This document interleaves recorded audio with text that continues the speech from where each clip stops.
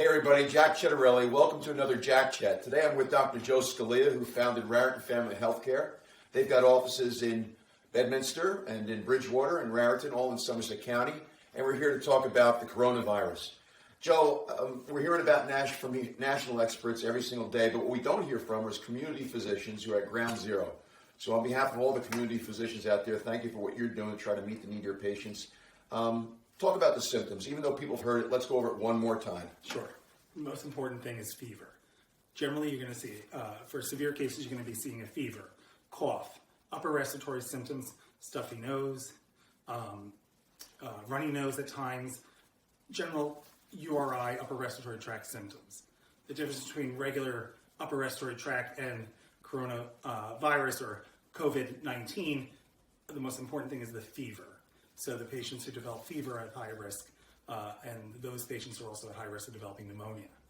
So Joe, I mean, we're hearing now that the pandemic is becoming a panic-demic.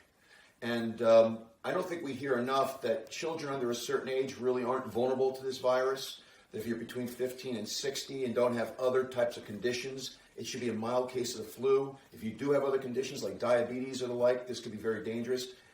Let's go over that one more time for folks. It's so important for everyone to understand the vast, vast majority of patients will have mild upper respiratory tract symptoms, which will resolve on their own, stay at home, keep away from everyone else.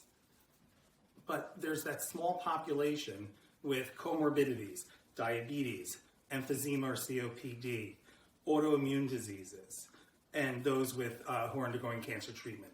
Those people are at your highest risk, the elderly, those over 65, are at your highest risk. Those patients will, if infected, are less likely to have a good outcome. So it's very important that we protect our most vulnerable population. And that's why we're doing, at this point, mitigation. We're reducing social gatherings, churches, parades, schools. We're closing the schools. We need to keep social distancing of 2 meters, 6 feet, and this is the best way to protect our most vulnerable.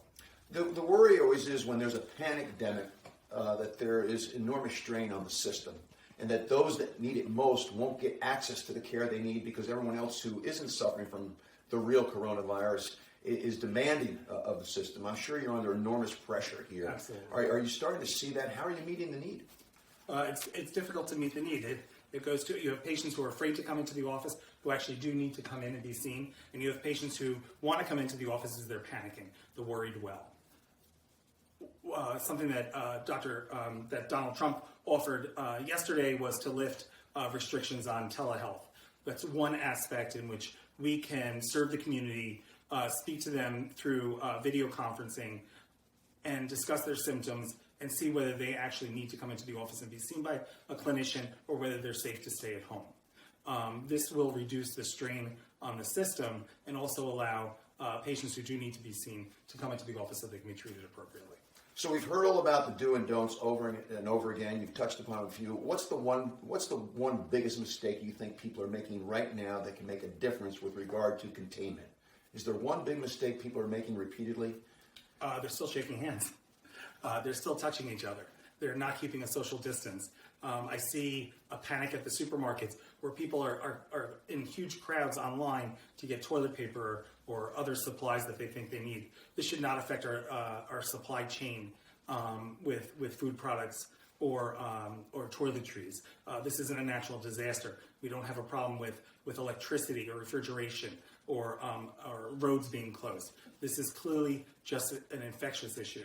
So we should not have that concern that's going on in the supermarket right now. But patients and people are panicked, and they're standing in these lines. They're exposing themselves. They're putting themselves at risk.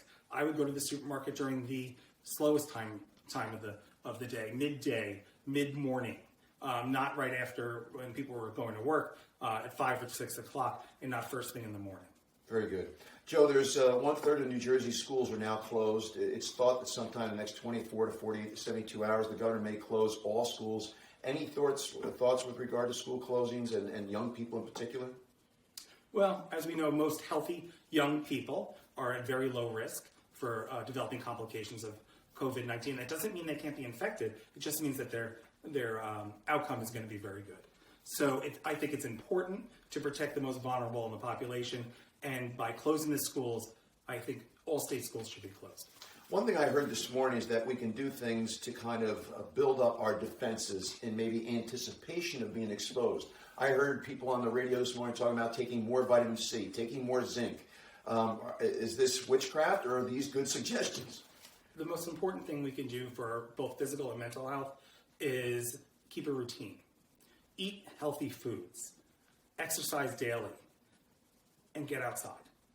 You don't have to be near anybody, but go for a walk in the park. We need to keep both our physical and mental health well as we're worried during this time frame. Well, let's end it right there. I think that's great advice.